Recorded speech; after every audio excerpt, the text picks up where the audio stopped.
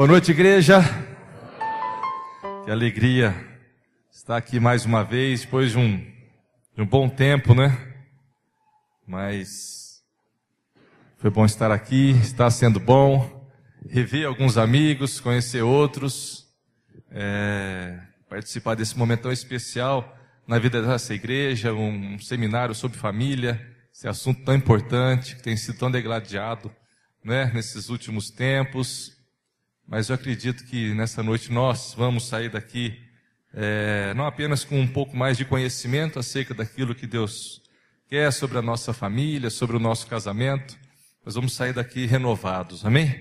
Renovados pela presença do Espírito Santo, para que nós possamos de fato desenvolver toda a nossa vida individual, nossa vida conjugal, nossa vida familiar, debaixo dos princípios do Senhor. Você quer isso? Glória a Deus. Eu quero orar mais uma vez. Feche seus olhos. Pai, te louvo por essa noite, te louvo pela tua presença, te louvo por essa igreja, por esses amados. Muito obrigado, Deus, porque a presença do Senhor nos satisfaz, a sua presença, Deus, que nos mantém, Pai, animados, Senhor. Tua presença nos mantém vivos, Senhor, motivados, ó Pai, não apenas a te seguir, mas te amar cada vez mais, nos envolver cada vez mais contigo. Pai, que nessa noite o Senhor venha falar conosco, o Senhor venha trazer, através da palavra, trazer uma revelação para o nosso coração, que o seu Espírito Santo possa trabalhar em aspectos da nossa vida pessoal, da nossa vida conjugal, da nossa vida familiar. Enfim, Deus, damos liberdade para o Senhor agir nesse lugar. Venha falar conosco, queremos sair daqui transformados pelo poder da sua palavra e marcados pelo poder do teu Espírito, em nome de Jesus. Amém? Glória a Deus. Trago um abraço lá de Ribeirão. Minha esposa não pôde vir, a Josi, mas ela estará aqui provavelmente no domingo com a pastora Mônica. Alguns discípulos também se programaram de vir, e no final das contas estou aqui sozinho. Mas não tem importância, é bom também. Eu não podia faltar, né? Todo mundo podia, mas eu não. Mas então eu trago um abraço da minha esposa. O pastor Marcos falou, tem 3 filhos, vamos falar já um rapaz, né, de 18, já me passou aqui, e 2 gêmeas de 15. Era menor que ele. Já está um pouco maior que ele agora. Mas enfim, no próximo domingo faremos 23 anos de casados, minha esposa e eu. Glória a Deus. Eu olho para trás e falo, Jesus, passou rápido. Mas foi um tempo assim de muita vitória, muita conquista, muito aprendizado, muita luta, mas que hoje eu tenho tudo para agradecer ao Senhor, porque Ele nos sustentou e tem nos sustentado, amém? Então eu quero nessa noite repartir com vocês algo, né, que eu tenho aprendido, né, na minha vida, tenho aprendido com a vida dos outros, não é? Como pastor, e como o Marcos até quando ele colocou uma referência sobre mim, ele falou que eu trabalho no fórum, de fato trabalho na vara da família. Então eu tenho muito contato com pessoas em crise familiar, em crise conjugal. Então eu tenho algo para compartilhar nessa noite aqui. Eu confesso que essa palavra aqui, eu tenho ministrado ela praticamente em todo lugar, quando o assunto é família, quando o assunto é especificamente de casamento. Eu acho que eu ministrei ela no acampamento aqui, Marco, mas deve ter muita gente nova aqui, então se você se lembrar de alguma coisa, mas também eu não consegui fazer uma outra palavra melhor do que essa, com verdades tão importantes que nós precisamos saber acerca do nosso casamento. Eu não quero trazer aqui, não vou trazer aqui, uma visão passional, romântica do casamento, poderia, não é? Mas eu não vou procurar fazer isso.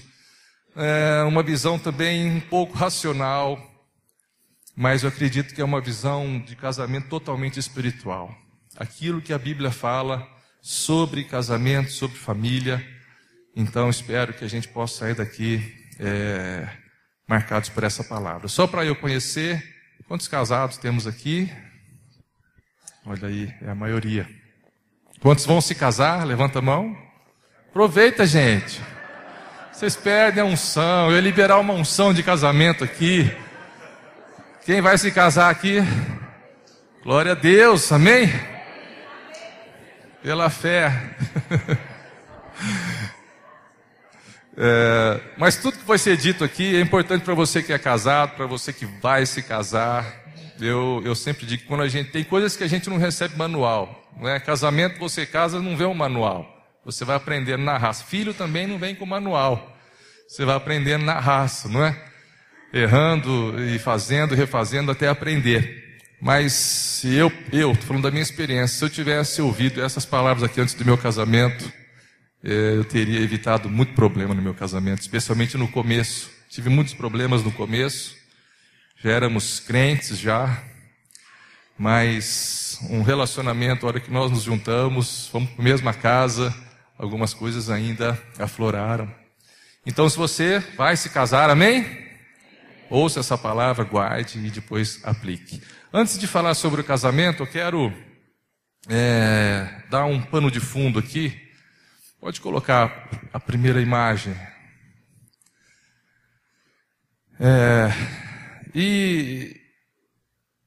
Isso. Quem sabe o que é isso?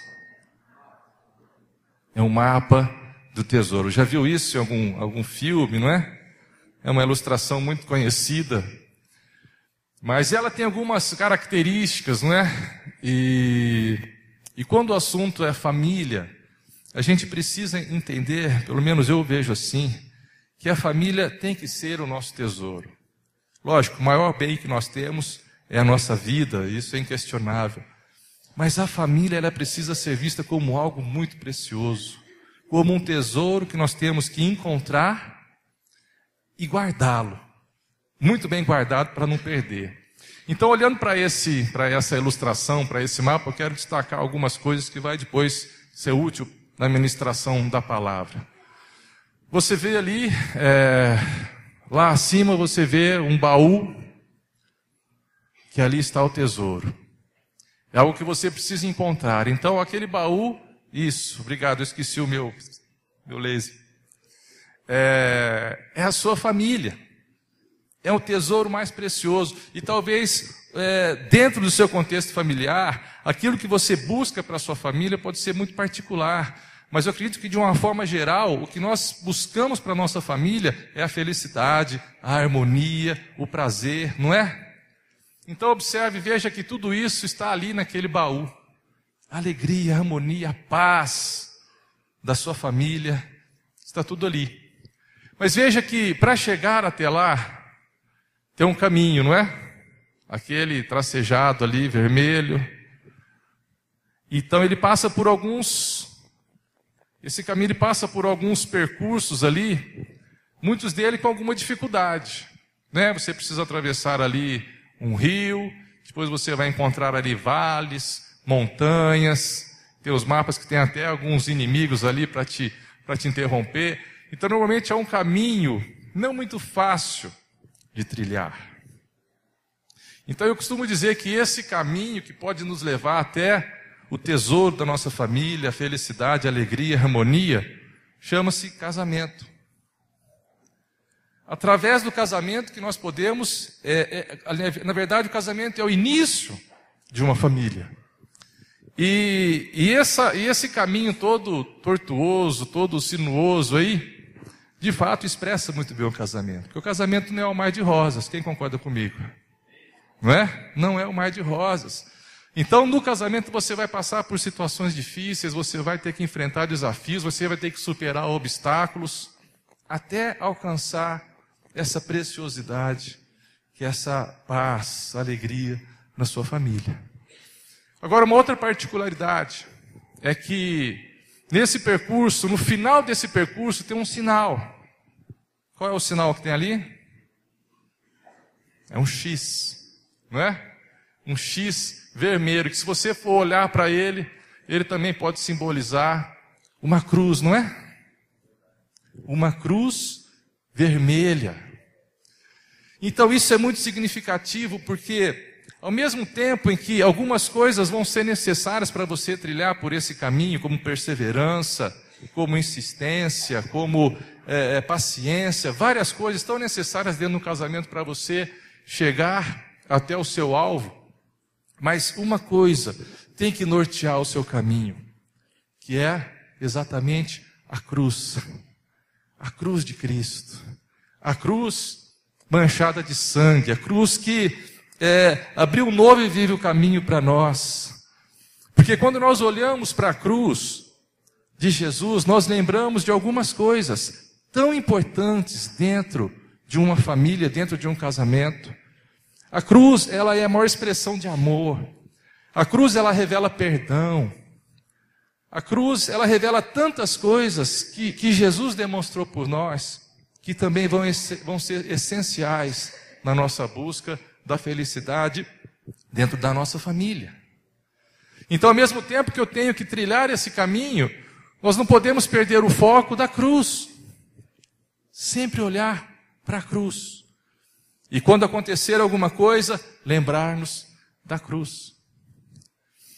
E quando nós chegarmos ali, encontrarmos ali o nosso tesouro, a nossa felicidade, ainda precisaremos fazer algo, que é cavar. O tesouro normalmente, fica escondido, fica enterrado. E isso quer dizer que nós precisamos ter um esforço pessoal para alcançar o nosso tesouro. Precisamos descer, muitas vezes, para alcançar o nosso tesouro. Então, queridos, eu quero usar essa ilustração, que aí representa, o percurso que você precisa fazer para chegar até o seu tesouro, até a sua família feliz, harmônica, em paz, e precisa sempre olhar para a cruz, porque a cruz nos traz a resposta para tudo aquilo que a gente precisa na nossa vida. Amém? Então, dentro desse pano de fundo, como eu disse, eu quero falar sobre casamento. Eu sei que, como eu disse, num seminário de família, tem que falar de casamento. Mas aqui, para uma plateia que não só tem casais, então você que não é casado, ou foi casado, ou vai se casar, como eu disse, tenha paciência e absorva tudo aquilo que Deus for falando aqui, que são princípios bíblicos, que pode também ser importante para você na sua vida. Amém?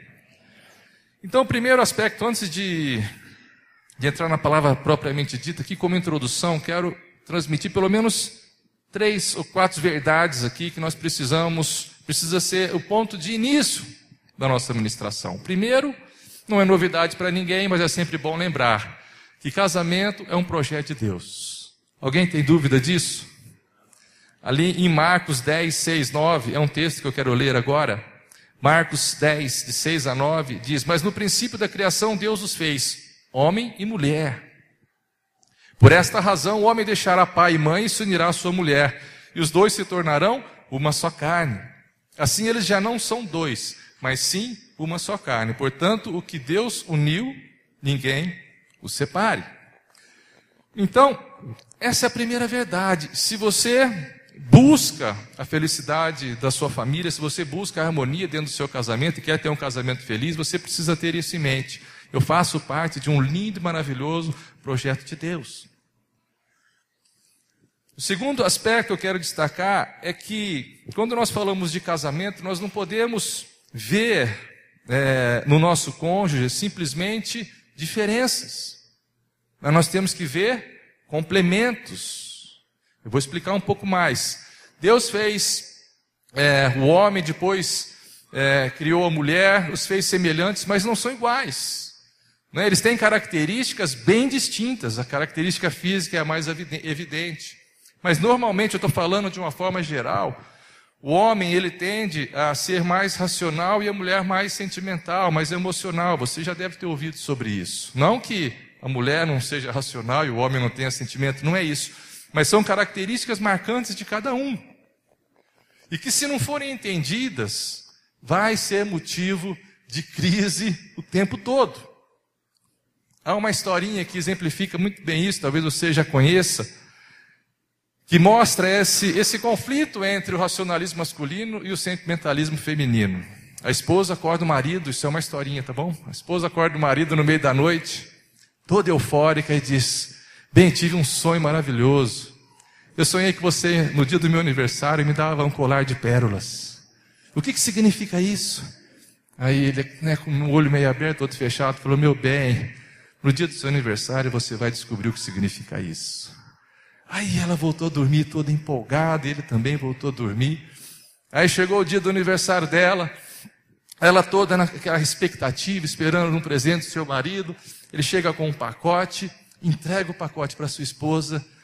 Aí ela toda eufórica, abre aquele pacote, e ali naquele pacote o que ela encontra? Um livro, que o título era O Significado dos Sonhos.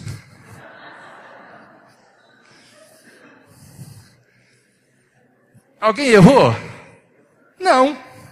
A mulher tinha todo o direito de encher de expectativa, de esperar o seu colar de pérolas, porque o marido disse, no dia do seu aniversário você vai descobrir o que é isso. Ela queria saber o que era o sonho que ela tinha. Por outro lado, ele fez o que disse que ia fazer. Toma o livro, vai lá, vê aí, sonhar com colar de pérolas, vê o que significa. Então, isso exemplifica muito bem, porque o homem ele trata às vezes as situações dessa forma, de uma forma muito racional. Já a mulher não, ela já fica imaginando, ela já fica sonhando, ela já fica esperando algo voltado para as emoções. E como eu disse, se não forem entendidas, vai ser motivo de crise. Porque vão acontecer interpretações erradas dos sentimentos. Vão haver leituras também equivocadas das atitudes. Ou seja, às vezes a mulher está tendo um sentimento e o marido, pela sua maneira de tratar de uma forma mais racional, vai atropelar a emoção da sua esposa. Vai tratá-la com aspereza, não é? De uma forma mais bruta. Então eles precisam entender, estar sensíveis aos sentimentos da sua esposa, para não tratar com grosseria, com aspereza. Por outro lado, as mulheres precisam também entender e discernir que pelas atitudes do seu marido, mesmo que ela não tenha o mínimo de emoção, mas nem por isso não significa que ele não te ame, que ele não tem um sentimento por você, mas a maneira dele se expressar muitas vezes daquela maneira mais seca, mais fria, mas que também é movido por um sentimento. Então esse é um outro aspecto. Precisamos olhar para as diferenças do nosso cônjuge, não como diferenças apenas, mas como complementos, porque as diferenças elas afastam. Agora os complementos unem. Coloque a figura 2 aí, eu separei uma figurinha para a gente fixar a ideia. Ah lá, nós temos que ver, olha que bonitinho. Vamos lá, de novo. Um completando o outro. Sabe por quê, queridos? Porque se nós olharmos para as características do nosso cônjuge, se eu olhar para as características da minha esposa simplesmente como diferença, vai haver frustração, vai haver cobrança nesse sentido, e eu não vou desfrutar do melhor que ela tem para nos oferecer, porque assim, a gente sempre vai procurar aquilo que ela não pode oferecer, aquilo que ela não tem. Quem está entendendo? Hoje isso acontece lá em casa. Você fala, não pastor, isso lá em casa não acontece, você levanta a mão. Tá bom? Estou falando da minha experiência, então para usar como exemplo, eu e minha esposa. Né? Eu sou extremamente desorganizado. Eu sou organizado com as coisas de Deus. Um dia eu estava vendo isso. Sou zeloso pelas coisas de Deus. Mas eu, na minha casa, eu sou muito desorganizado. As minhas coisas ficam jogadas. Né? Já a minha esposa é muito organizada. A Josi, se ela vê um negócio errado, fora do lugar, ela quer pôr e ela fica brava se não tiver. Então, assim, ela é assim. Por outro lado, eu tenho paciência, eu sou um pouco mais paciente do que ela. Ela já não, ela já para resolver, ela já quer resolver na hora. Então, tomando esses dois exemplos, né, se eu olhar para a organização dela como uma diferença, uma coisa que eu não tenho, eu vou estar condenado a viver com uma mulher chata, não é? Intolerante, e que quer tudo certinho, e não sei o quê, e tal. E por outro lado, ela, se olhar a minha paciência também como uma diferença, uma coisa que ela não tem, ela vai, né, tá condenada a viver com banana, com um homem sem iniciativa, que fica esperando as coisas acontecerem e tudo mais. Agora, se eu olhar para essa organização dela como algo que eu não tenho, e é bom, não é? Casa arrumadinha, tudo organizado, tudo no seu lugar, eu gosto também. Então eu vou valorizar essa característica dela. E vou usar isso como um complemento que eu não tenho. Da mesma maneira ela, nos momentos que a batata assa na tua casa também, não? Assa, tem batata lá também? A hora que a batata assa, com os filhos ou com alguma outra situação, que ela já parte para cima, eu falo, opa, peraí, vamos resolver, vamos conversar, tal. Aí ela acalma, a gente conversa e tenta resolver. Entendeu? Quando nós passamos a ver complementos, a gente consegue desfrutar das diferenças que há no outro. Porque um relacionamento muito pragmático, muito melancólico, deixa o casamento muito chato. A gente tem que saber lidar com as diferenças. A gente tem que saber lidar com as características de cada um. E uma outra coisa que é importante é ajustar as expectativas dentro do casamento. Eu não sei com que expectativa você se casou. Eu vou falar um pouco mais disso sobre nessa palavra mais para frente. Eu não sei quais são as suas expectativas para você que vai se casar um dia. Mas há duas frases aqui que exemplificam muito bem o que eu vou dizer. Essa frase diz o seguinte, que uma mulher casa-se com um homem, presta atenção, a mulher casa-se com um homem esperando que ele mude, mas ele não muda. Já a mulher casa com um homem esperando que ele não mude, e ele mude. Não, desculpa, eu errei aqui, ó. Uma mulher casa-se com um homem esperando que ele mude, e ele não muda. Tem algum homem aí que é assim ou não? Não mudou? É o mesmo de quando casou, faz as mesmas coisas. Já o homem espera que a mulher não muda, mas ela muda. Não estou falando fisicamente, tá? Não estou falando isso não. Nós também mudamos, eu também mudei fisicamente um pouco. Não é isso. Mas são as expectativas. As pessoas sempre têm aquela assim, não, comigo vai ser diferente. Já você disse isso quando você ia se casar ou não? Comigo meu casamento vai ser diferente. Não vai ser desse jeito, vai ser tudo a mil maravilhas. Então, quando um casamento tem início nessa expectativa de que o outro vai mudar, já está começando condenado a ter crise. Por outro lado, se eu entrar num casamento sem essa expectativa de que eu vou ter que mudar, também vai ter problema. Porque o que acontece muitas vezes é que a gente quer que o outro mude, não é? Normalmente a gente quer. E as pessoas entram num casamento e às vezes a mulher fala assim, deixa comigo, eu mudo esse cabeça dura aí, né? Já o marido que casa, a mulher solteira nunca fritou um ovo. Aí ele diz assim, não, ela é linda, né? A gente come de marmita, não tem problema. Come o primeiro mês, o segundo mês, terceiro mês, vai chegar em casa, não tem comida, não tem dinheiro para marmita, aí vai comer o quê?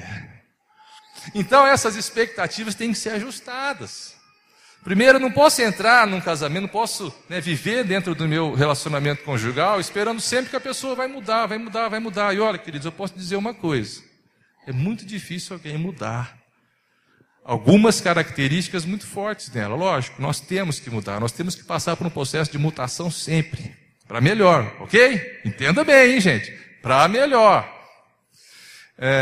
Mas se permanecer essa expectativa e achar que não, essa pessoa precisa mudar, você vai se frustrar. Procure encontrar, todos nós temos virtudes, não é? Você tem virtudes, eu tenho virtudes, sua esposa tem virtudes, seu marido tem virtudes, seus filhos têm virtudes, seus pais têm virtudes. Nós precisamos aprender a encontrar essas virtudes e valorizar,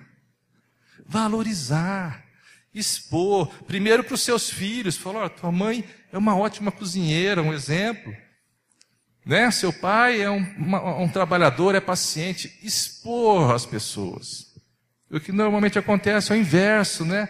Mulheres expõem os maridos, expõem a intimidade, maridos que ficam expondo as suas esposas para as outras pessoas, isso não é legal para o casamento. Agora, quando nós achamos as virtudes, nós temos que valorizar, temos que falar. Eu não sei o que acontece dentro de um casamento. Eu não sei se é um orgulho, é uma coisa do capeta mesmo, né? A gente não reconhece as coisas. Não reconhece o valor que a outra pessoa tem, não valoriza, não fala, não dá os atributos que a pessoa tem. Não sei porquê, não consegui entender ainda por quê. Agora, para falar, para denigrir, para isso aí basta uma crise e você começa a falar mal. E um último aspecto aqui é sobre o sacerdócio no casamento. Amados, Jesus nos comprou com alto preço, amém? Sabe qual que é o seu valor? O sangue de Jesus. Você foi comprado pelo sangue de Jesus. E aí, essa morte, essa atitude de Jesus nos atribuiu, né, nos garantiu uma vida nova, nos garantiu a eternidade, mas também nos atribuiu a condição de reis e sacerdotes. Apocalipse 5, de 9 e 10. Então nós temos a autoridade, somos sacerdotes, amém? E agimos no nome de Jesus, que é o sumo sacerdote. Então ele nos deu autoridade. E quando eu falo de sacerdócio, a gente precisa usar esse sacerdócio dentro do nosso lar. O sacerdote, ele precisa manter primeiro a sua vida com Deus. E depois ser o canal, não é? Ser o instrumento que vai levar as pessoas, no caso sua família, até a presença de Deus.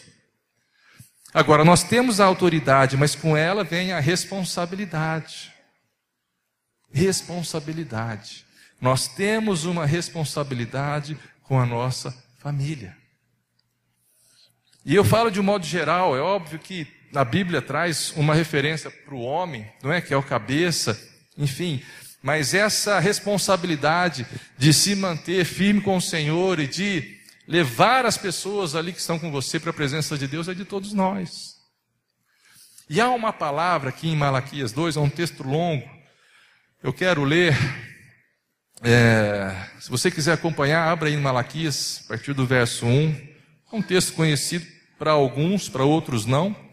Mas é uma advertência para os sacerdotes da época. E eu quero trazer essa advertência para nós. Porque nós somos os sacerdotes desse tempo, amém? Como eu disse, Deus nos fez reis e sacerdotes. Temos a autoridade, mas também temos a responsabilidade. Aqui Deus está dando uma dura nos sacerdotes. E a partir desse texto aqui, eu vou discorrer a palavra. Encontraram Malaquias 2, a partir do verso 1. Eu vou ler, você acompanha aí. Se você não achou, só preste atenção. Diz: e agora esta advertência é para vocês, ó sacerdotes. Se vocês não derem ouvidos, preste atenção, olha. Se vocês não derem ouvidos e não se dispuserem a honrar o meu nome, diz o Senhor dos Exércitos, lançarei maldição sobre vocês e até amaldiçoarei as suas bênçãos. Aliás, já as amaldiçoei, porque vocês não me honram de coração. Por causa de vocês eu vou destruir a sua descendência, esfregarei na cara de vocês os excrementos dos animais oferecidos em sacrifício, em suas festas, e lançarei vocês fora, juntamente com os excrementos. Então vocês saberão que fui eu que lhes dei essa advertência, para que a minha aliança, diga aliança, para que a minha aliança com Levi fosse mantida, diz o Senhor dos Exércitos. Verso 5, a minha aliança com ele foi uma aliança de vida e de paz, que de fato lhe dei para que me temesse. Diga, temesse. E ele me temeu e tremeu diante do meu nome. A verdadeira lei estava em sua boca e nenhuma falsidade achou-se em seus lábios. Ele andou comigo em paz e retidão e desviou muitos do pecado. Porque os lábios do sacerdote devem guardar o conhecimento e da sua boca todos esperam a instrução da lei, porque ele é o mensageiro do Senhor dos Exércitos. Verso 8, mas vocês se desviaram do caminho, e pelo seu ensino causaram a queda de muita gente. Vocês quebraram a aliança de Levi, diz o Senhor dos Exércitos. Por isso eu fiz que fossem desprezados e humilhados diante de todo o povo, porque vocês não seguem os meus caminhos, mas são parciais quando ensinam a lei. Não temos todos o mesmo Pai, não fomos todos criados pelo mesmo Deus? Por que será, então, que quebramos a aliança dos nossos antepassados, sendo infiéis uns com os outros? Judá tem sido infiel. Uma coisa repugnante foi cometida em Israel e em Jerusalém. Judá desonrou o santuário que o Senhor ama. Homens casaram-se com mulheres que adoram deuses estrangeiros. Que o Senhor lance fora das tendas de Jacó o homem que faz isso. Seja ele quem for, mesmo que esteja trazendo ofertas ao Senhor dos Exércitos. 13. A outra coisa que vocês fazem: enchem de lágrima o altar do Senhor, choram e gemem porque Ele já não dá atenção às suas ofertas, nem as aceitas com prazer. E vocês ainda perguntam por quê? É porque o Senhor é testemunha entre você e a mulher da sua mocidade.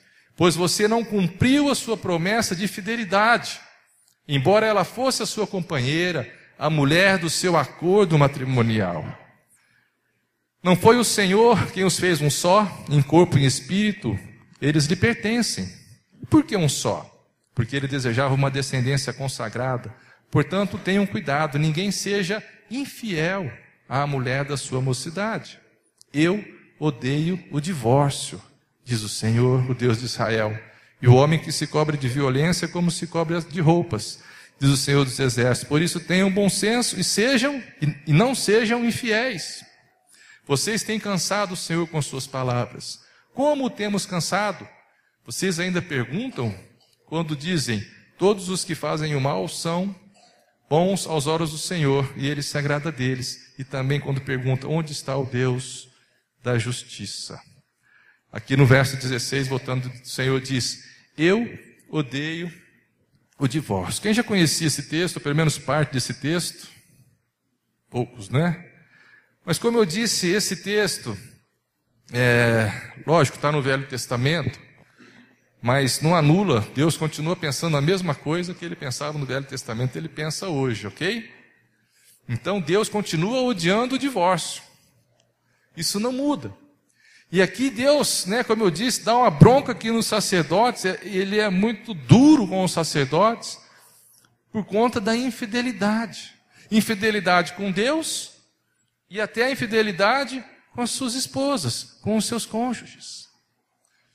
Então, baseado nessa palavra aqui, eu quero compartilhar com vocês pelo menos 3 razões, 3 motivos que nós precisamos permanecer casados. Essas 3 razões são uma consciência chamada temor, uma decisão chamada amor e uma convicção chamada aliança. Amados, essas 3 coisas, esses 3 aspectos, temor, decisão chamada amor e aliança, tem que ser a base do nosso relacionamento conjugal. Eu falei para minha esposa, bem, sabe por que eu não me divorcio de você? Primeiro, eu falei exatamente isso.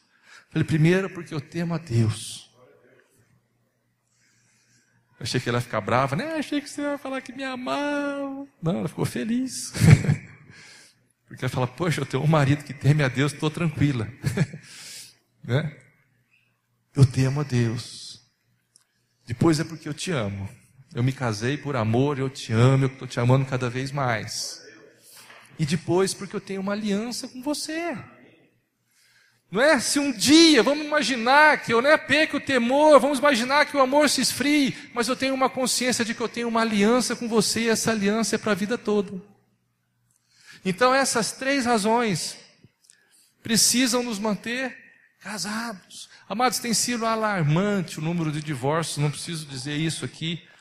A gente ouve o noticiário, a gente acompanha o que acontece, mas nas igrejas, eu tenho ficado assustado com o número de jovens, casais jovens, que nasceram na igreja, cresceram na igreja, ouvindo a palavra, recebendo ensinamento, porque olha aqui, hoje tem muitas crianças que de alguma maneira estão ouvindo, e isso fica no seu subconsciente, ouvindo aquilo, e se casam, e aí, na primeira crise, quer se divorciar. Mas são muitos, não são poucos. Muitos. É alarmante. E por quê? Talvez porque não se casam com essa consciência. Talvez em algum desses aspectos aqui falhou.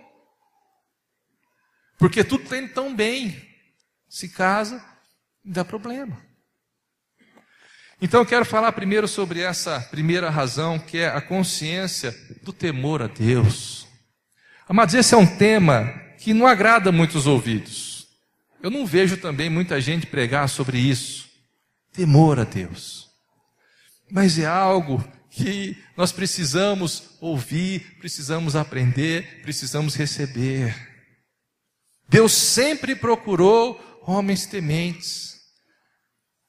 E quando nós falamos de temor, a gente precisa olhar para esse texto que Deus diz, eu odeio o divórcio, e levar isso a sério.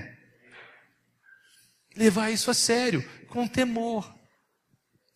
Então, apenas por saber, não é, desse desejo de Deus, esse pensamento de Deus, vamos dizer assim, que Deus não suporta, não tolera e odeia o divórcio, já seria suficiente para nós nem cogitarmos sobre o divórcio. Não, se Deus odeia o divórcio, eu também odeio. Eu não vou desagradar ao meu Deus, porque está claro na Bíblia que Ele não aceita, que Ele não tolera. Esse texto, o verso 2 diz, se vocês não derem ouvidos, não se dispuserem a honrar o meu nome. Então, o temor bíblico, o temor a Deus, ele pode ser visto de duas maneiras. O primeiro é um temor reverencial. Reverência, ou seja, deixar de uma forma bem simples para você entender, é deixar de fazer o que você sabe que vai desagradar a Deus. É o temor muitas vezes que a gente precisa ter em relação ao nosso Pai. Não precisamos ter medo, mas é um respeito que nos leva a fazer aquilo que nós sabemos que Ele gostaria que nós fizéssemos e deixássemos de fazer aquilo que a gente sabe que Ele não quer que a gente faça. É uma atitude que nos leva a nos submeter e a fazer a vontade dEle. Um temor reverencial. E também um temor pelas consequências da nossa atitude. Mas as pessoas fazem as coisas sem pensar nas consequências. É ou não é? Tanta gente que eu converso, eles vão tomar umas atitudes, ou chega para mim e fala, pastor, eu quero me divorciar. Eu falei, meu querido, você já pensou nas consequências naturais? Não vamos nem falar das consequências em Deus. Pensa nas consequências naturais. Pensa nas consequências diante de Deus, olha o que a Bíblia diz. Eu não quero entrar em detalhe, ok, sobre maldição, o Senhor Jesus fez maldito por nós, enfim. Mas há consequências. Atitudes erradas diante de Deus, há consequências. Então é preciso estabelecer alguma relação entre graça e temor, porque muitas vezes as pessoas agem dessa maneira, sem pensar nas consequências, porque usam a graça como um subterfúgio para isso. Não, estou na graça. Na graça pode tudo, Jesus cumpriu a lei, não estou debaixo da lei, Deus é amor, paz é amor, e vamos lá, e tudo bem. Não é assim. A graça abriu um novo e vivo caminho ao coração do Pai. Mas a graça, ela não anula a justiça, não anula o juízo, não apaga o que Deus pensa. Não muda o que Deus pensa. Então, precisamos estabelecer. Há um texto muito interessante aqui em Hebreus 12, 28. O escritor aos Hebreus diz assim: por isso, recebendo nós um reino inabalável, retenhamos a graça. Glória a Deus. A graça já nos foi concedida. Pela qual sirvamos a Deus de modo agradável, com reverência e santo temor. Porque o nosso Deus é fogo consumidor. Gente, quanta coisa antagônica no mesmo texto. Fala de graça, fala de servir, fala de reverência, fala de temor, fala de fogo consumidor. Veja, nós temos que reter a graça, mas precisamos servir, ou seja, precisamos viver diante de Deus com temor, com reverência, porque Deus é amor, mas também é fogo consumidor. Então, não podemos simplesmente nos basear, na graça, eu sou livre, para tomar uma decisão como essa. Não está dando mais certo, eu vou me divorciar. Espera aí, não é assim. Então nós temos que viver a graça, temos que desfrutar da graça, mas vivê-la com reverência e santo temor. Desde o Êxodo, se você for lá em Êxodo 18, 21, Deus procurando homens, né, para uma obra, uma das características que ele procura, ele quer encontrar homens tementes. Como eu disse, Deus procura, Deus se agrada de um homem e de uma mulher que o teme. E o temor é benéfico para nós. Há um outro texto aqui, Deuteronômio 10, 12. Deuteronômio 10, 12. Estou indo muito rápido, porque eu tenho muita coisa para falar aqui. Amém? Agora, pois, ó Israel, o que é que o Senhor requer de ti? Agora, pois, igreja, o que é que o Senhor quer de ti? Preste atenção. Não é que temas o Senhor, não é que temas o Senhor teu Deus, e andes em todos os teus caminhos, e os ames, e sirvas ao Senhor, de todo o teu coração, de toda a tua alma, para guardares os mandamentos do Senhor e os seus estatutos que hoje te ordeno para o teu bem. Então, o que o Senhor quer? A primeira coisa, que você o tema. Esse texto, Deus está falando, começa a temer ao Senhor, depois andar nos seus caminhos, depois amar ao Senhor, servir ao Senhor, não que tenha uma ordem cronológica, mas são coisas que Deus espera de nós. Guardar os seus mandamentos, ou seja, tudo isso faz parte de um pacote da vida cristã.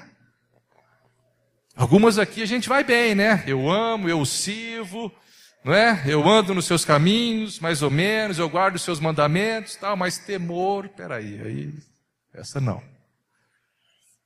Mas é isso que o Senhor espera de nós. Então, o temor de Deus bíblico inclui essa compreensão do quanto Deus odeia o pecado e as consequências da nossa atitude errada, que vai desagradar ao Senhor, ok? Então, o divórcio é algo abominável para Deus. E quando eu falo que às vezes as pessoas misturam essa questão de graça, obras, amor, temor, essas duas coisas, amor e temor, pelo menos eu vejo assim, são as duas colunas que precisam nortear a vida do ser humano. Amor e temor. Êxodo 20, 20 diz assim: respondeu Moisés ao povo, não temais, ou seja, isso aqui não tenha medo.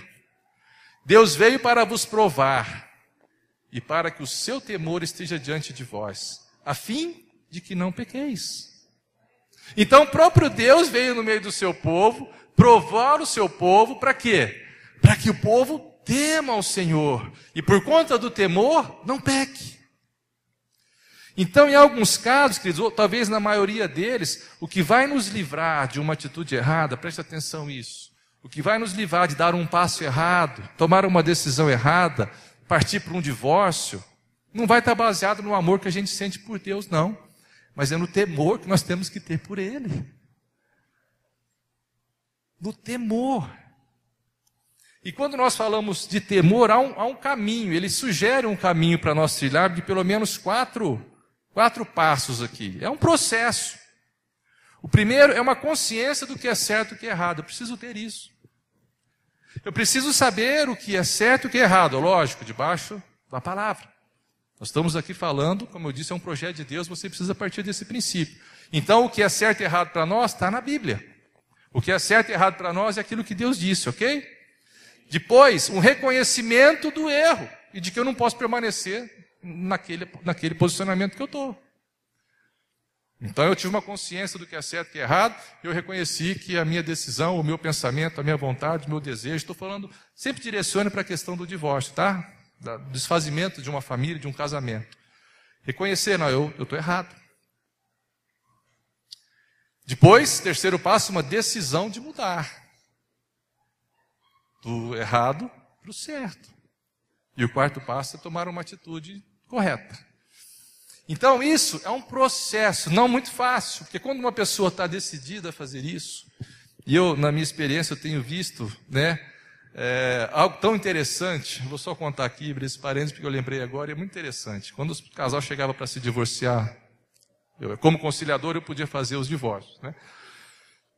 Então era muito interessante. Os homens, você perguntava para ele, mas o senhor quer se divorciar? O que o senhor pretende? Ele falou, não, tanto faz. Se ela quiser separar, eu separo. Se ela quiser continuar, a gente continua.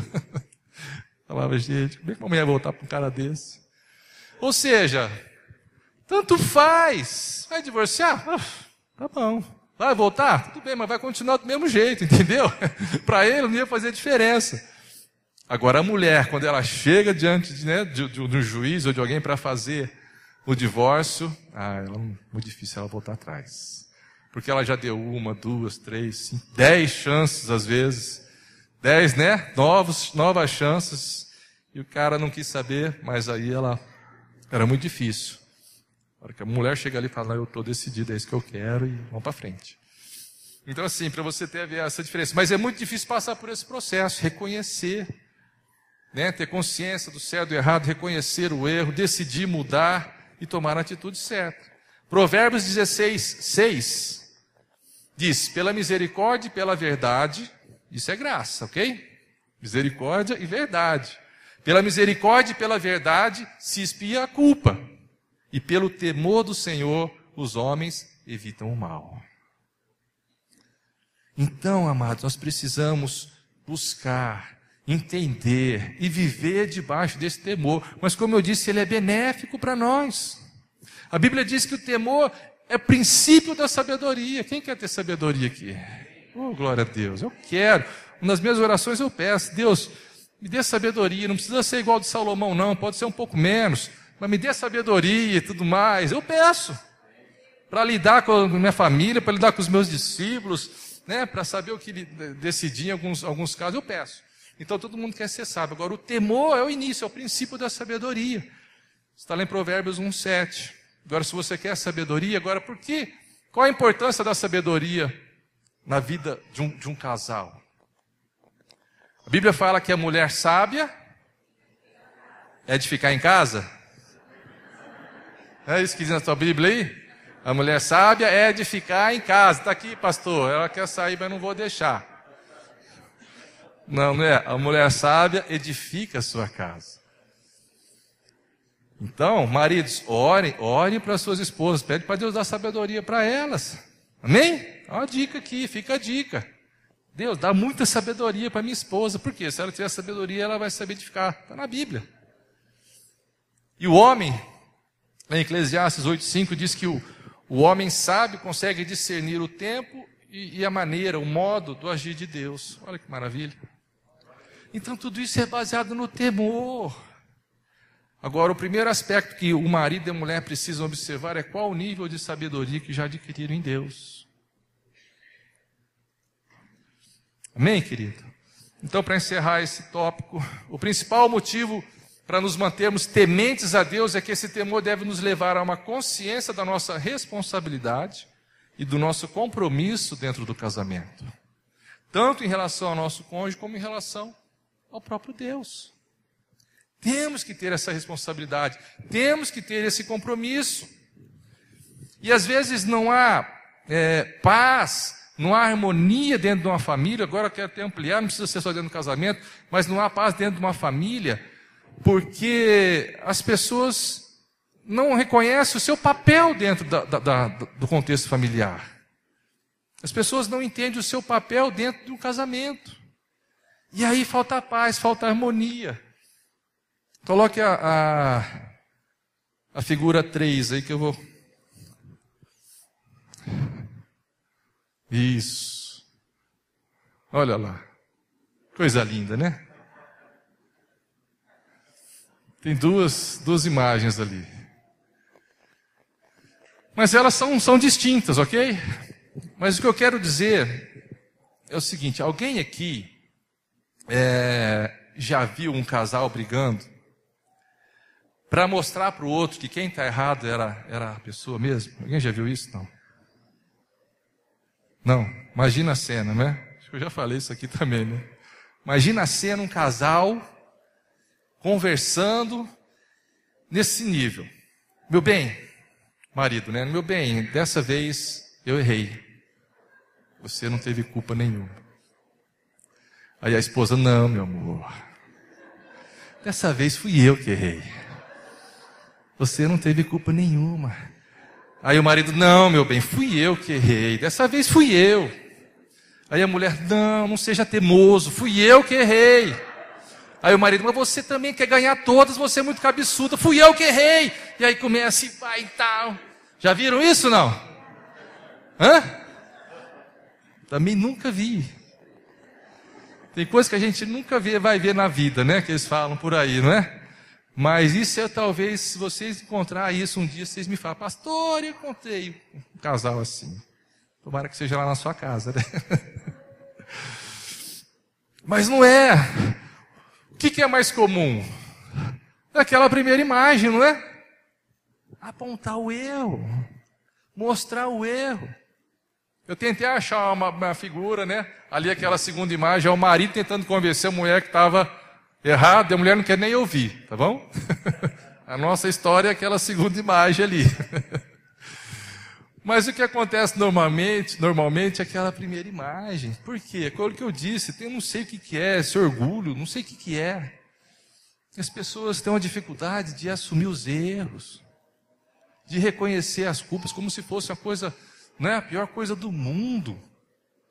Ai, vou me humilhar, como é que vai ser? Aí ela vai montar em cima, não pode, aquelas coisas mentiras do inferno. Quem disse que se você pedir perdão, se você assumir uma culpa, um erro, as coisas vão piorar? Não vão melhorar.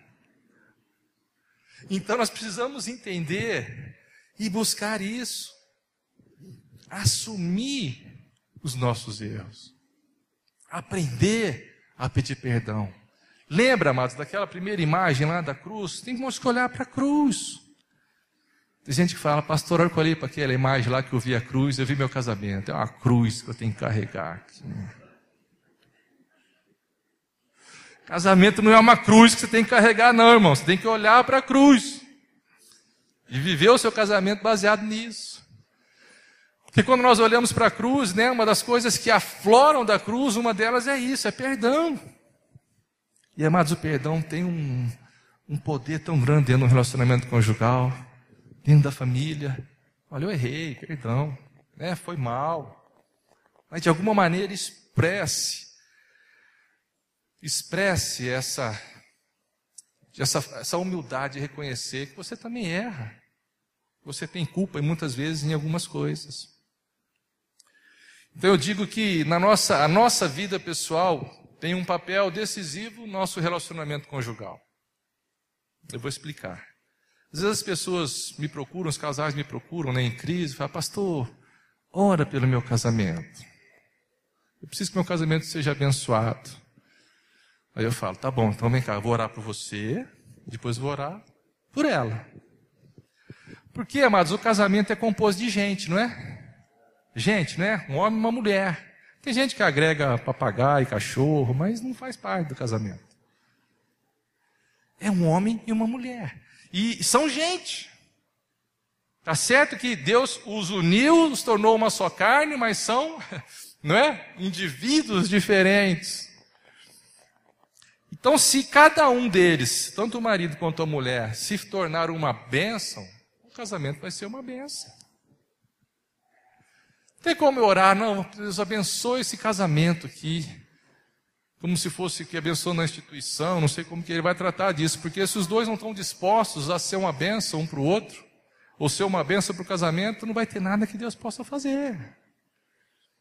Então, quando eu falo de assumir algumas coisas, e de fato buscar ter uma vida com Deus, né, de tal maneira que a gente possa viver com o nosso cônjuge, viver com a nossa família de uma forma harmônica, mas que vai depender de como eu estou com Deus. Pode perceber, quando começar muita crise, começar muita coisinha, muito nhenhenhé, pode ver que você está meio afastado de Deus. E aí não é falta de fé, porque eu sempre digo, às vezes não é falta de fé, é falta de relacionamento. Parece que Deus está longe, parece que Deus não está se importando com você, mas porque você se distanciou de Deus. Então a nossa vida pessoal tem um sentido muito significativo dentro do nosso casamento. Provérbios 21 diz, como ribeiros de águas, assim é o coração do rei na mão do Senhor. Este, segundo o seu querer, o inclina. Olha que texto maravilhoso. Segundo o querer de Deus, aquele, né, que confia no Senhor, aquele que coloca o coração nas mãos de Deus, permite que o Senhor, segundo o seu querer, vá inclinando, fazendo como ribeiros de água, né? Abrindo caminho no meio da sequidão e tudo mais. Precisamos colocar o nosso coração, amados, ser uma bênção dentro da nossa família, ser uma bênção dentro do nosso casamento. Isso faz toda a diferença. Teve um outro caso lá, que eu enfrentei, que foi muito cômico, não é? Um casal chegou para se divorciar. É uma outra coisa que eu quero já entrar. Se você quiser, depois você coloca outra. Agora não, depois você coloca a figura 4. Entrou um casal para se divorciar e a mulher não olhava para o rapaz e o homem, desde quando entrou, ele ficava se declarando para a esposa. Não, mas eu não quero me divorciar, eu te amo. E não está mais uma chance, aquela coisa toda. E a mulher nada. E eu ali na minha posição de conciliador, não tinha interferido ainda, até que eu cheguei uma hora e assim, comprei, não é? A versão do homem, e falei, mas senhora, por que a senhora não dá mais uma chance? Né? Porque todas as vezes a gente procurava a reconciliação, não é? A senhora não dá mais uma chance para ele, está aqui desde a hora que ele chegou, ele está se declarando para a senhora, está dizendo que a ama, que não consegue viver sem a senhora, e ela nada.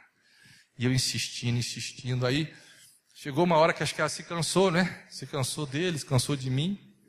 Ela olhou para mim, falou assim, mas o senhor quer que eu volte para ele continuar me batendo? Aí eu falei, mas também não, né? Aí eu mudei, né? Inverti os meus argumentos. Falei, meu senhor, mas vem cá, da hora que o senhor chegou aqui, o senhor está falando que a ama, mas ela está dizendo aqui que ela não pode voltar para o senhor, porque o senhor vai continuar batendo nela. O senhor bate nela. Aí, amados, foi uma situação assim que, olha, foi hilário. Ele olhou para mim assim com uma cara de indignação e disse assim, não, peraí, mas eu só bato de final de semana.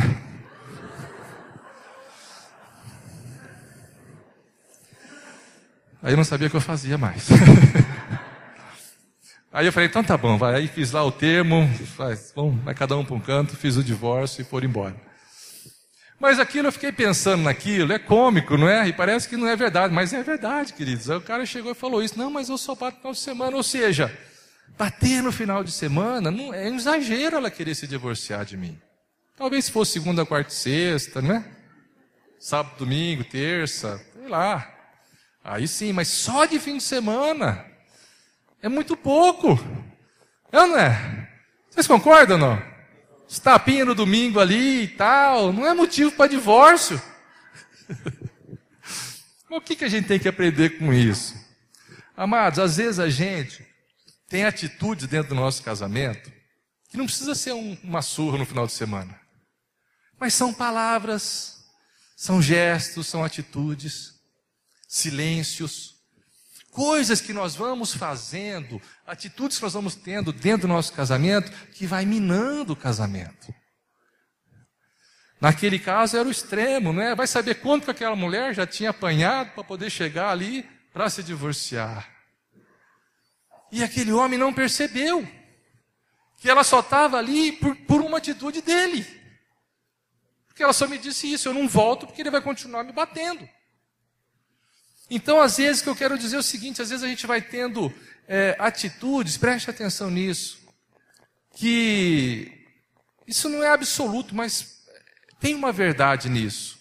Às vezes, essas pessoas vão tendo atitudes que vão empurrando a outra pessoa para fora.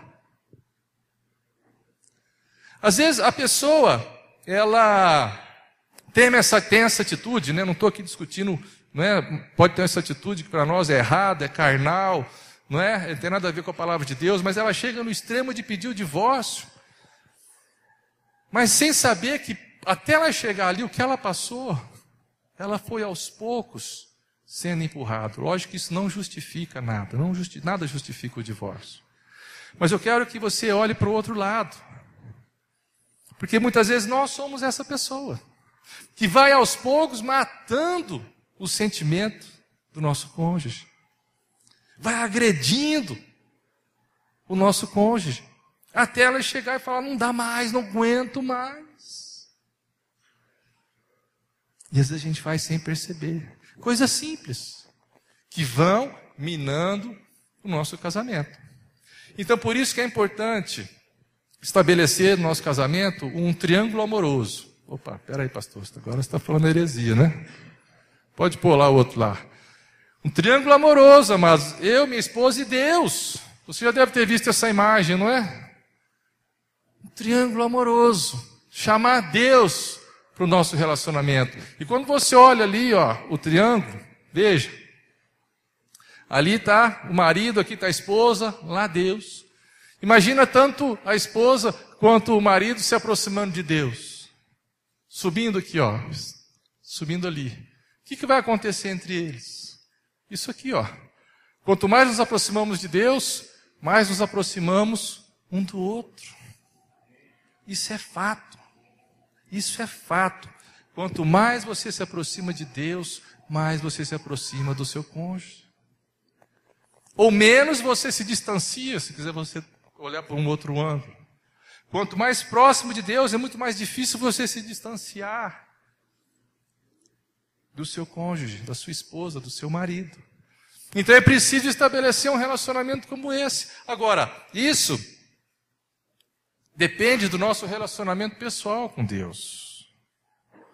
Por isso que nós temos que observar e buscar ter um relacionamento com o Senhor. Porque quando nós nos aproximamos de Deus, como eu disse, a gente começa a viver baseado naquilo que Ele quer para as nossas vidas. E verdades, como eu disse, perdão, misericórdia, paciência, amor, se tornam uma realidade no nosso casamento. Amém, querido? Chega de falar de temor, né? Temer a Deus. Tratar o nosso casamento com seriedade. Deus odeia o divórcio. A segunda razão é uma decisão chamada amor. Uma decisão chamada amor. Aí no versículo 2 daquele textão que eu li, diz: se vocês não derem ouvidos e não se dispuserem a honrar o meu nome, veja, para alguém ouvir, dar ouvido e se dispor, precisa haver decisão. A pessoa precisa decidir ouvir e precisa decidir tomar uma atitude, se dispor. Então, quando nós falamos de amor, ele pode ser visto sobre várias nuances, não é? O amor tem várias definições, mas talvez nenhuma definição possa traduzi-lo na sua essência. O que de fato é o amor. Mas a gente pode entender o que é o amor bíblico. Então, como eu disse, ele é presente de várias formas. Ele é um sentimento, de fato, na verdade o amor é um sentimento, é o mais sublime dos sentimentos, não estou tirando aqui, né, essa característica do amor, mas o amor também ele pode ser encarado como uma decisão, como uma atitude. Amor também é atitude. E talvez a mais importante das decisões, das atitudes que alguém pode tomar. Então, se há uma única palavra, ao meu ver, define amor bíblico, que é doação. O que foi que eu disse? Doação. Então, o conceito bíblico de amor está revelado na doação. Na verdade, as três maiores, como é que eu vou dizer, expressões ou experiências de amor, vamos dizer assim, que um ser humano pode ter, isso se expressa através da doação. Veja, o amor de Deus, ele representa a doação. Se você for lá em João 3,16, o que diz? Porque Deus amou o mundo de tal maneira que deu o melhor que ele tinha, seu único filho. Jesus também diz, olha, ninguém tira a minha vida, eu voluntariamente a dou. Então, uma atitude de amor, as atitudes de amor de Deus se expressam através da doação, da entrega. Então, o amor bíblico, o amor de Deus representa doação. Outro amor que é muito forte na vida do ser humano, o amor de mãe. Quem é mãe aqui? Quem é filho aqui? Ué, os outros são o quê? De chocadeira, gente? Todo mundo é filho, gente. Desculpa a brincadeira. Mas quem é filho aqui? Opa, bom, achei que vocês tinham...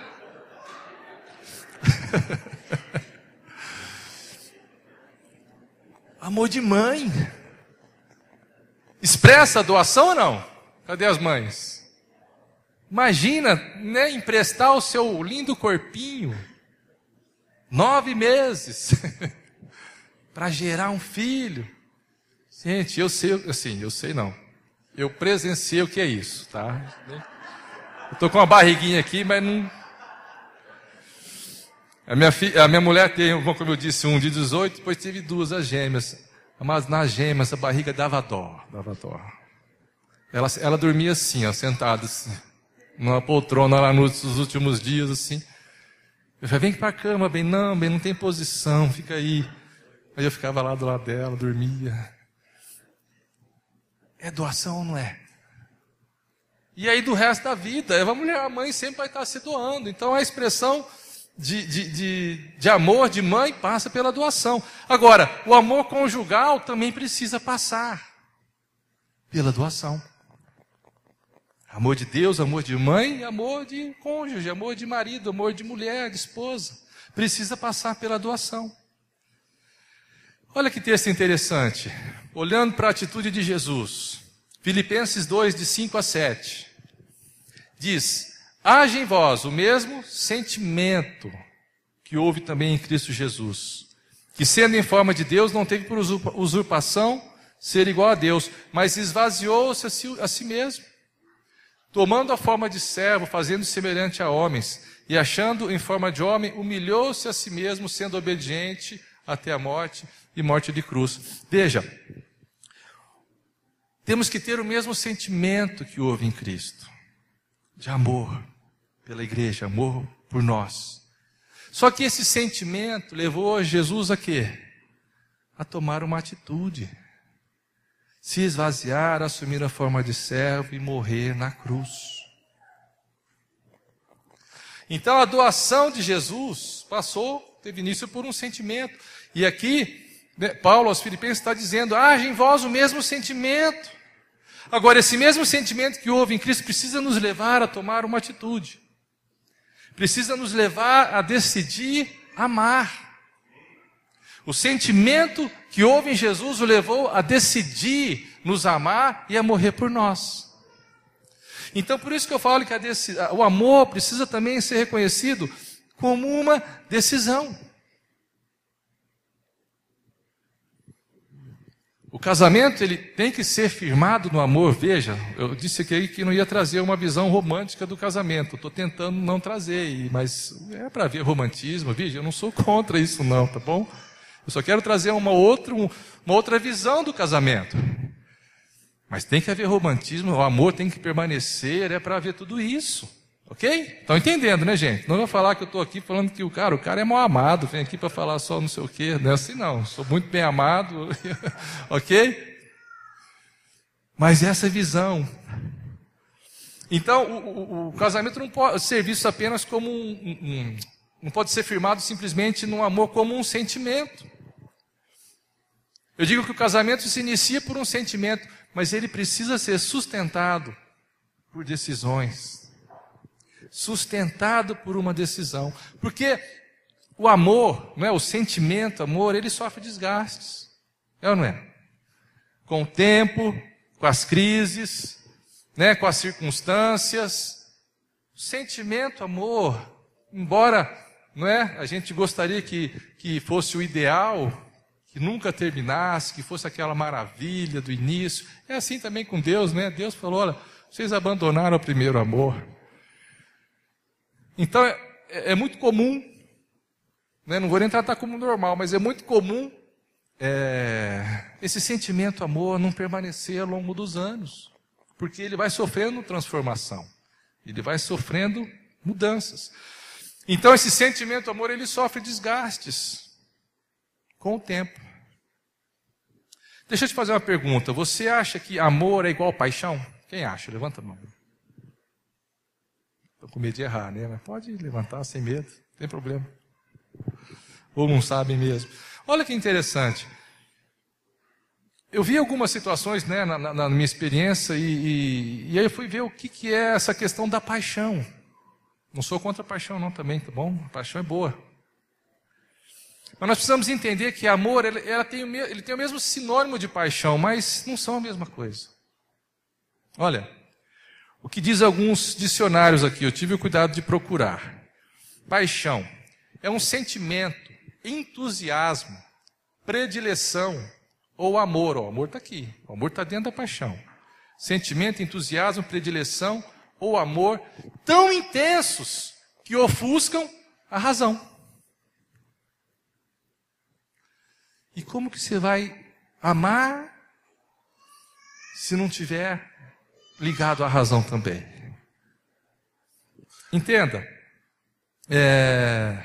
a paixão, como eu disse, é muito importante, ela é necessária, é ela que, na maioria dos casos, levam as pessoas ao casamento, não é? As pessoas se apaixonam e tudo mais, e acho que se não tivesse a paixão, talvez não teria tanto casamento.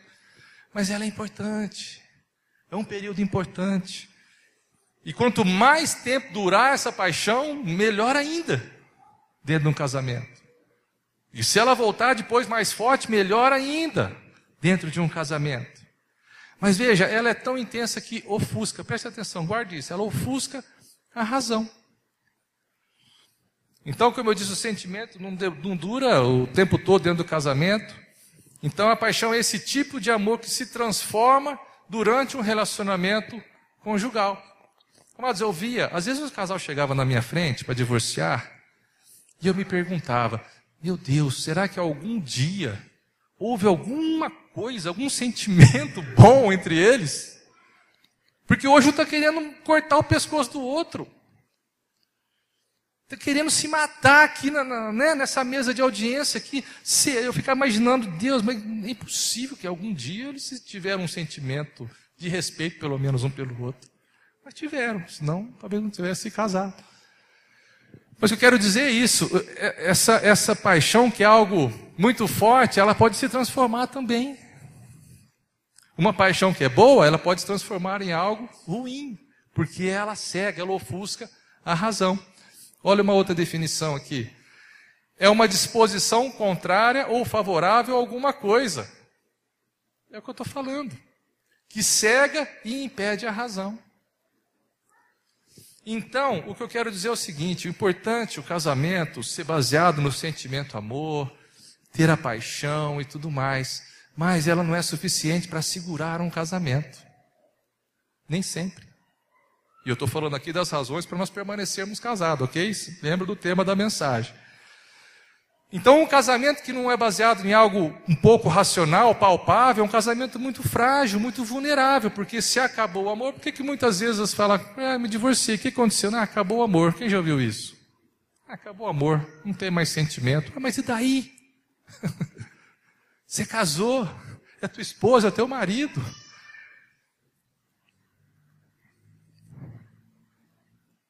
Há uma frase aqui, que o amor constante precisa de decisão diária. E a decisão diária precisa de doação constante. Ou seja, para eu manter aceso esse amor, e lembre-se que eu falei que a definição de amor é doação. Então, para eu manter esse amor baseado na doação constante, eu tenho que tomar decisão diária. Eu amo a minha esposa, eu decido amar a minha esposa. Passou por uma crise, passou por uma situação, mas eu decido amar a minha esposa. Eu decido. Essa é a minha decisão. E aí, uma decisão constante precisa de uma doação constante. Eu preciso me doar. Doar. O que eu estou falando aqui, mas às vezes pode parecer para vocês um mundo ideal, né? O mundo real é um pouco diferente. Nós temos que caminhar e buscar o mundo ideal. Porque a Bíblia nos remete para isso. A vontade de Deus nos remete para isso. E eu quero te dizer, é possível. É possível.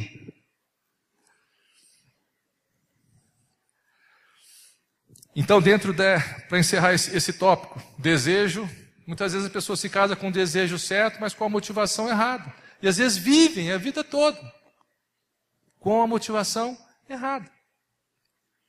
O que te levou ao casamento? Ou jovens, não é? O que vai te levar um dia para o casamento? Qual é o seu desejo? O que você espera? O que você busca de um casamento? Tem tanta coisa. Coisas plausíveis. Não, eu quero ter uma família. Ótimo. Não é? Eu quero ter filhos. Eu quero ser feliz. Eu quero desfrutar de um ambiente familiar. Eu quero... Enfim, esse é o desejo. Qualquer desejo nesse sentido é válido. Agora, a motivação não pode ser nenhuma dessas. A motivação que precisa nos levar a um casamento, e se você já é casado, a motivação que precisa nos manter dentro do casamento é fazer o nosso cônjuge feliz. Você já deve ter ouvido isso também. Aliás, falar de família e casamento é sempre a mesma coisa, não é? Mas a gente faz muito pouco daquilo que a gente ouve. A motivação correta dentro do casamento é se doar, é se esforçar para fazer o outro feliz. Esse é o objetivo. Essa é a motivação. Porque se não for assim, amados, vai haver frustração. Porque se você casa simplesmente para ser feliz, no primeiro momento de infelicidade, você vai achar que o seu casamento está acabado, está destruído, porque você foi motivado, olha, eu casei para ser feliz, eu não sou, então eu vou largar. Então, o desejo pode ser qualquer um, mas a motivação tem que ser, eu preciso fazer o meu marido, a minha esposa feliz. Entenderam, jovens? Case-se com esse pensamento. Eu vou casar porque eu quero ter o marido mais feliz do mundo. Se os dois pensar assim, não é? Um querendo agradar o outro, é só alegria. Amém, queridos? Deixa eu correr aqui, que esse último tópico aqui é que eu queria ficar mais tempo, mas eu acho que vai ter que ficar menos.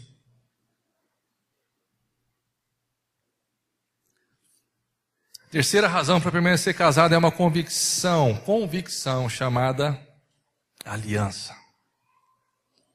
Amados, você sabe, e o conceito de aliança da Bíblia é que a aliança é eterna. A aliança, quando firmada, não é para ser quebrada. Nesse texto aqui, aquele texto que nós lemos lá de Malaquias, Deus está dando uma bronca por conta disso. Ele fez uma aliança de paz, mas aquela aliança foi quebrada por falta de temor, e ele cita esse caso, né, da infidelidade. De ter abandonado Vou só ler esse 14 aqui para não ficar muito grande.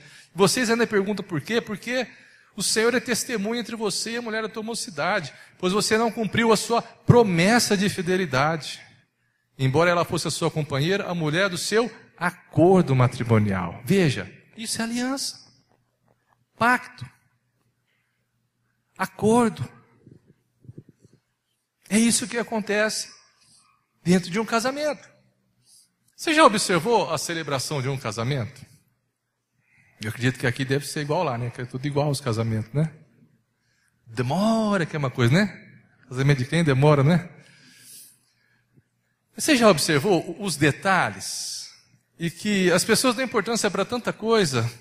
Por exemplo, qual que é o momento mais esperado do casamento? A entrada da noiva. A hora que ela veio, para tudo. É a música mais bonita, é tudo mais, é o momento mais especial. Qual é o momento mais engraçadinho, vamos dizer assim? Todo mundo lá, ai que gracinha, tal. Qual que é? A hora que entra as menininhas, né? Tudo errado, vem para cá, vai para lá, faz tudo errado, mas todo mundo ri e acha que tá uma maravilha. Porque vai lá, leva as alianças e tal. Qual que é o momento assim mais descontraído, vamos dizer assim? Quando o pastor fala, pode beijar a noiva. Né? Tem que falar. Se não falar, o povo fica esperando. Uma vez eu esqueci, rapaz. Me gritaram lá, é o beijo da noiva. Eu falei, tá bom, pode beijar a noiva aqui. Eu esqueci. É o momento mais descontraído, aí todo mundo ri, aí acaba o casamento e tal. Agora, amados, tem um momento do casamento que é mais importante de tudo. Porque assim, eu vou falar uma coisa aqui que vocês entendam bem. Tudo isso, amados, é para o homem. Lógico, casamento é sagrado, aquele momento é sagrado, ok? Não estou... Mas a gente gosta de ver tal. Agora tem um momento que Deus dá muito valor. Que é a hora dos votos. Aí cada um coloca um anel no dedo do outro. Mas aquele momento Não é? E lá a gente tem uma prática o seguinte, porque às vezes a gente dá o microfone e faz aquela declaração de amor, aí agradece o vô, a avó, a tio, parente, fica aquele negócio. Não, hoje eu vou fazer um casamento, falar, ó, vocês podem fazer a declaração, mas vocês vão repetir isso que eu vou falar. Naquele momento dos votos, quando um vai falar para o outro que promete ser fiel, que promete amar, que promete ser o sacerdote, enfim, aquele momento Deus chancela. Naquele momento está sendo feito um pacto, um acordo, uma aliança, que é para ser eterna. E a partir daquele momento não tem mais volta. Deus já estabeleceu uma aliança entre eles. Foi estabelecida uma aliança entre eles que foi chancelada por Deus. E aquela aliança tem que ser eterna. Amém? Agora, a aliança ela gera compromisso, mas também gera responsabilidades. Em um relacionamento conjugal, a gente precisa ter essa compreensão. Qualquer acordo, qualquer pacto, qualquer aliança, você vai ter benefício, mas você vai ter obrigações. Né? Você vai receber alguma coisa, mas vai ter compromisso também com relação à outra parte.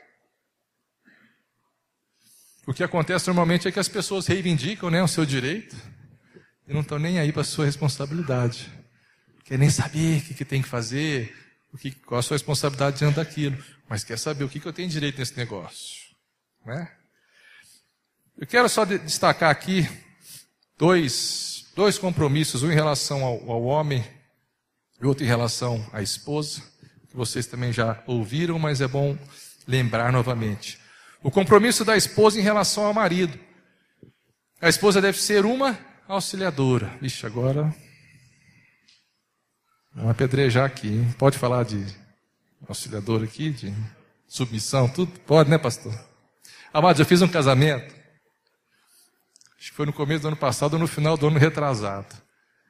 A gente passa cada coisa com o pastor, né? É uma coisa assim impressionante. Eu já acho que a gente nunca pode falar assim, ó, não, eu acho que isso aqui eu nunca vou ver.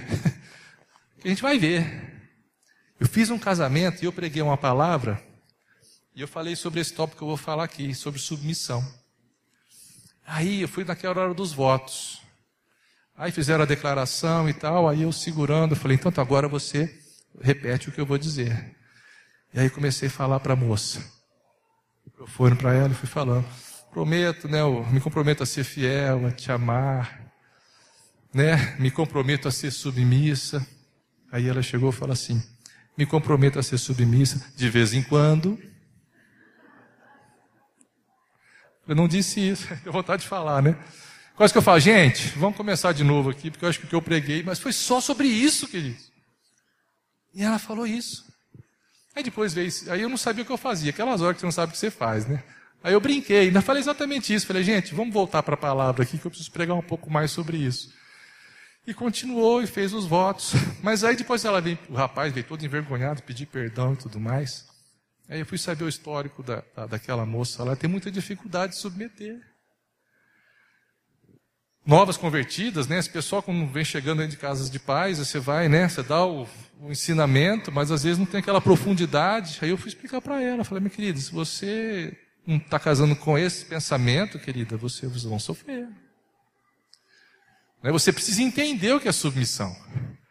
Ah, não, pastor, eu falei, mas eu entendo sim, eu sei o que é e tal. Bom, estão casados até hoje, nunca me procuraram estão na igreja para reclamar nada nesse sentido. Mas você acredita que ela falou isso? Eu falei, então repete agora, eu prometo ser submissa de vez em quando. Bom, então a esposa deve ser auxiliadora. Gênesis 2:18. Disse mais o Senhor Deus, não é bom que o homem esteja só. Falei uma auxiliadora que lhe seja idônea. Uma auxiliadora que lhe seja idônea. Então assim, eu sei que mesmo nadando contra a maré, hoje aí, esses movimentos aí de igualdade, enfim. Mas a gente precisa ensinar isso. E ensinar que submissão, amados, eu não sei se foi do século passado, não sei de onde que veio essa opressão masculina em cima das mulheres, que aí forçou elas a ter um movimento aí feminista. Enfim, aí desgringolou tudo. Mas a submissão precisa ser entendida como um posicionamento, algo que Deus estabeleceu, até como proteção. para a mulher. Precisou ser estabelecida uma hierarquia, alguém tinha que, né, conduzir aquele relacionamento. Então Deus estabeleceu que o homem seria a cabeça e a mulher a ajudadora. Então isso não diminui a mulher, mesmo porque uma auxiliadora que ele seja idônea. Uma pessoa idônea é uma pessoa capaz de cumprir algumas tarefas. Uma pessoa idônea é uma pessoa que tem uma palavra confiável. Então esse é o papel da esposa. Ela foi feita para desempenhar algumas tarefas inerentes a ela. Até pela sua estrutura física, emocional, tem coisas que ela não consegue fazer. Então ela foi feita como auxiliadora do homem.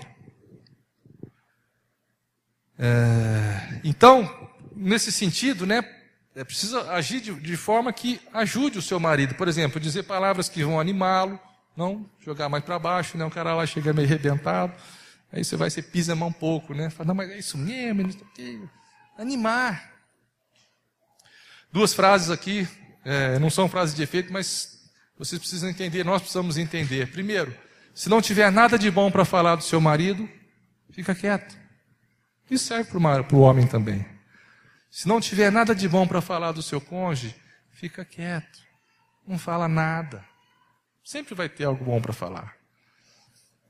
Mas se não tem, não inventa, não fala mal para os filhos, não fala mal das pessoas, proteja. Sempre haverá mais de uma maneira para se falar a mesma coisa. Precisamos encontrar a melhor. Muitos conflitos conjugais se dão por conta disso. A maneira de se expressar dentro do casamento. Amado, sempre vai haver mais de uma maneira para se falar a mesma coisa. Lembre-se disso. Um exemplo bobo, não é? Ô, traz um copo d'água aí para mim. Agora. Ou, por favor, você pode me trazer um copo d'água? Você falou a mesma coisa, não falou? De maneiras completamente diferentes. Então, nós somos casados, você que vai se casar, precisa estar atento a essas coisas. Às vezes eu falo para alguns discípulos que estão comigo, gente, casamento não é para ser levado assim, empurrando com a barriga, não. Nós temos que estar atento às coisas que estão acontecendo. Tem que estar atento para discernir o ambiente espiritual, tem que estar atento para discernir o ambiente sentimental, emocional, tem que estar atento a essas coisas. E tem que estar atento também a esses detalhes. Como falar com a minha mulher? Como falar com o meu marido? E parece que não, isso é uma das coisas que aquilo que eu falei lá atrás, vai minando. Ao longo desses anos, eu posso estar enganado, mas se tem, para mim, o último estágio, né? A hora que acabar isso, para mim, falar, isso aí agora é só o divórcio mesmo. Se acabar o respeito, aí o casamento está muito condenado. Respeito entre as pessoas. Né? Pode acabar tanta coisa, mas se acabar o respeito, é muito complicado voltar. É possível, mas é complicado, porque começa a falar coisas, já agride, já fala com ironia, e aí as coisas tendem a ir para o buraco mais rápido. Então, como eu disse, a mulher, a palavra dela é idônea. Viu, maridos? Homens. Ouça suas esposas. Ouça suas esposas, que você vai errar menos. Eu dou glória a Deus pela minha esposa. Né, muitas coisas, né, o que eu sou, né, o meu ministério, coisas que nós temos materialmente mesmo, eu tenho porque eu ouvi a minha esposa. Eu falei, nós vamos por aqui, mas eu ouvi a minha esposa. E isso não é demérito, isso não é achar que você é fraco. Não, porque se Deus te deu mulher para isso, usa no bom sentido, né? Ouça. Elas têm uma sensibilidade diferente, elas têm uma percepção diferente. Como eu disse, o homem é muito racional. E eu, para tomar uma decisão, eu, para comprar uma coisa, é uma lástima. Minha mulher fala, bem, vamos. Então tá, então vamos. E pede, como eu disse, pede para Deus dar muita sabedoria para ela, para edificar a sua casa. Amém? Ok, mulheres? Entendam isso. Você tem um papel importante dentro da sua casa. auxiliar. Não queira entrar numa, né? Eu sei que cada caso é um caso. Vai falar, meu marido não toma atitude, eu preciso tomar atitude. Cada caso é um caso. Mas a tua postura diante de Deus precisa ser essa. De submissão ao seu marido, porque foi assim que Deus estabeleceu, ok? Compromisso do marido com a esposa. Está cansativo, gente? Eu vou terminar já, tá bom? Para ser o cabeça, o governo, o sacerdote. Efésios 5:25. Marido, maridos, amai vossa mulher, como também Cristo amou a igreja, a si mesmo se entregou por ela. Veja, Deus colocou o homem como o sacerdote, como cabeça da mulher, mas antes de o colocar como autoridade, ele precisa amar. Esse exemplo, né? A Bíblia fala de Jesus e a igreja. Jesus é a noiva, Jesus o noivo, o cabeça, a igreja, o corpo, a noiva. Faz essa analogia, faz essa comparação. E qual foi a atitude de Jesus em relação à igreja? Hoje, o Senhor governa sobre as nações, governa. Mas antes de governar, ele se fez servo, ele se humilhou e ele amou. Amou a ponto de morrer pela igreja. Então, antes de fazer governo, Cristo amou, se entregou, se doou, morreu pela igreja. E talvez hoje nós teríamos dificuldade de morrer por nossas esposas. E eu não falo morte física, porque ninguém vai querer que a esposa fique viúva aqui, tá certo? Mas é uma morte no sentido de fazer com que a vontade dela prevaleça. Fazer com que ela seja feliz. Me esforçar, fazer o que eu puder fazer para que ela tenha uma vida agradável. Então, Deus colocou o homem como governo. A responsabilidade é dele. Eu não sei qual posição que é mais difícil, né? Você ser submissa, você amar como Cristo amou a igreja. Os dois são, não é? Desafiadores, mas são possíveis. E é esse o propósito de Deus para nós. Então, marido, se você não assumiu essa posição dentro da sua casa, assuma. Mas lembre-se de uma coisa, a autoridade não é autoritarismo. Às vezes as pessoas confundem. É isso que talvez aconteceu no passado. O homem usando de autoritarismo, querendo impor a sua autoridade, muitas vezes à força. Então, na verdade, não é esse o princípio bíblico. A autoridade, ela não é imposta, ela é conquistada nesses casos. Então, assuma o seu papel de líder, de sacerdote, de provedor, de cabeça, dentro do seu casamento. Você tem uma esposa ao seu lado para te ajudar, mas assuma. Porque muitas vezes a omissão do marido faz com que a mulher se inverta dentro daquela casa, se inverta aquela posição. E a mulher muitas vezes precisa assumir uma situação que ela não foi feita para aquilo. Ela até dá conta, mas não foi feita para aquilo. Então, cada um precisa entender o seu papel.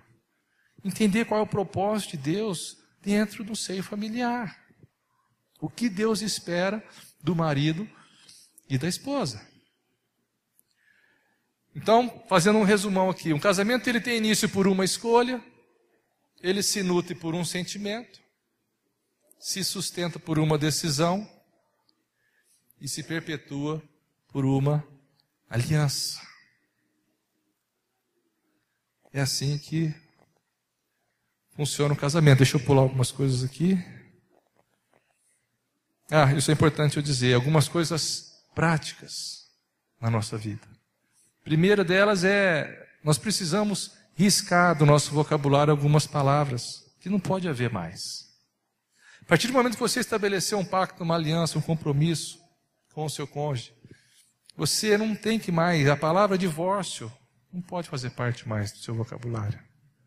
Separação, desistência, frases como não dá mais, eu desisto, não pode haver mais. Tem que ser riscado, porque senão na primeira crise a primeira palavra que vai vir é essa. É o que eu falei. Como está alarmante ver casais, jovens casais, vindo querendo se divorciar. Eu falei, meu querido, mas você sabia, divórcio não é uma opção mais. E como que você chega aqui e me fala um negócio desse? Não pode ser mais uma opção, não é mais uma opção, nós temos que dar um jeito. Vocês têm que dar um jeito. Então, essas palavras não podem ser mais utilizadas.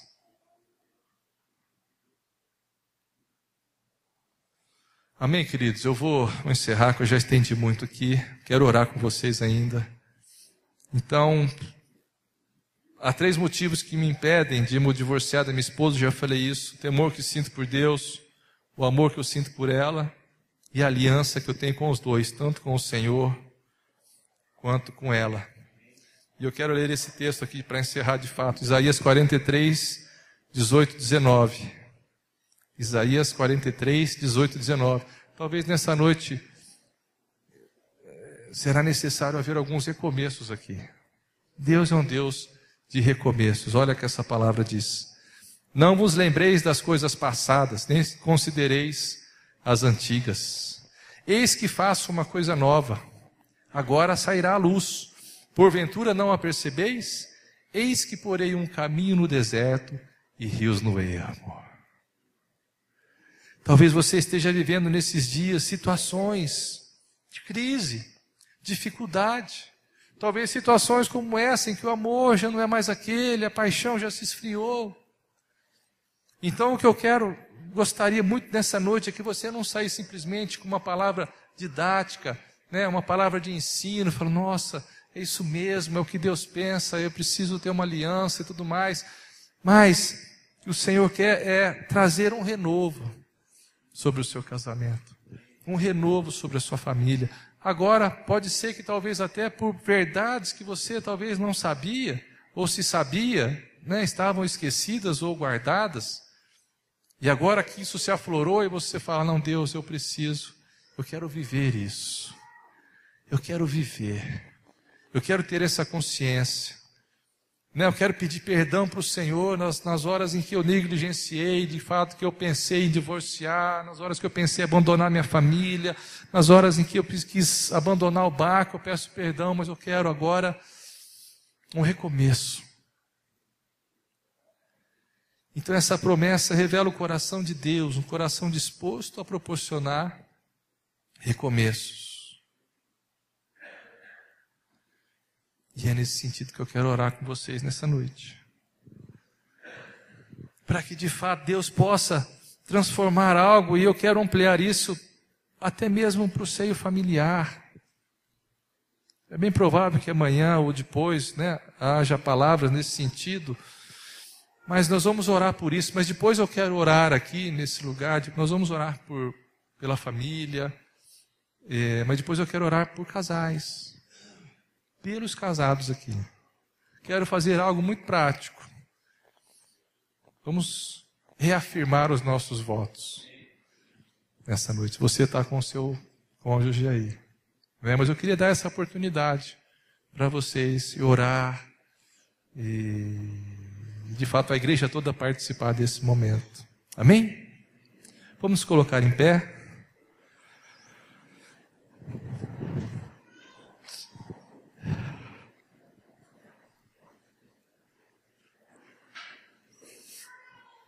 Se você está com a sua família aí, agora é um tempo de se juntar, aproxime aí os filhos, marido, os pais, esposa.